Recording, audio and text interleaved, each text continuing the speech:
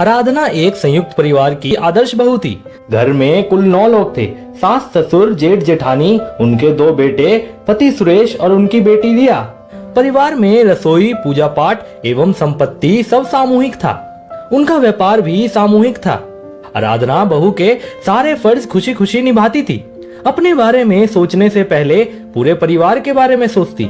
कभी ऊंची आवाज में किसी से भी बात नहीं की थी। आराधना मात्र 8वीं और उसका पति सुरेश सिर्फ 12वीं पास था। दोनों ने सोच लिया था कि अब दूसरी संतान नहीं करेंगे, बस एक ही बेटी को अच्छे से पढ़ा लिखा कर काबिल बनाएंगे। कहते हैं ना, इंसान अपने अधूरे सपने अपनी संतान के द्वारा ही पूरा करना चाहता है। जेठानी का बेटा आरव का एडमिशन जहां प्राइवेट इंग्लिश मीडियम स्कूल में किया गया, वहीं रिया को सरकारी स्कूल में दाखिला कराया गया, क्योंकि घर के बड़ों की राय थी कि लड़की के लिए इतना पैसा बर्बाद क्यों किया जाए। बड़ों के लिहाज के कारण आराधना और उसके पति में अपना पक्ष रखने की हिम्मत ना थी। समय अपनी रफ्तार से चलता गया।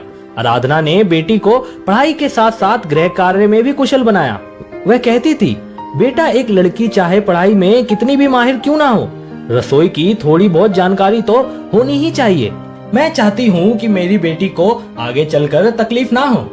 बेटी रिया और जेठानी का बेटा आरव दोनों 12वीं में थे। रिया ने 98% अंकों के साथ और आरव ने 65% अंकों के साथ 12वीं पास किया। रिया ने दिल्ली के श्री राम कॉलेज में आगे की पढ़ाई करने की इच्छा जताई, तो दादा दादी ने इस बात का विरोध किया। पुरुष प्रधान समाज में आज भी बेटे बेटियों में अंतर हो जाता है। दादाजी ने कहा, बेटी को जो भी शिक्षा लेनी हो यही गांव में रहकर पढ़े, उसे कौन सा हमारा खानदानी व्यापार चलाना है। बेटे आरव को बाहर पढ़ने भेजो, उसे ही तो आगे चलकर हमारा व्यापार संभालना है। तभी माँ आराधना ने सबके सामने कड़े शब्दों में कहा, आप सब किस जमाने की बात कर रहे हैं? यह दुनिया बराबरी वाली है। आज बेटे बेटियों को समान शिक्षा का अधिकार है। जब रिया ने 98% अंकों के साथ 12वीं पास की है और वह अच्छे कॉलेज में पढ़ने का सपना और काबिलियत रखती है, तो इसमें गलत क्या है? हमें उसके सपने में रुकावट नहीं डालनी चाहिए।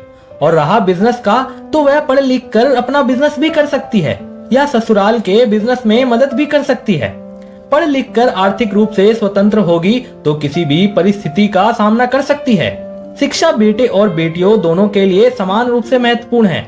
मैं अपनी बेटी को मनचाही शिक्षा से वंचित नहीं करूंगी।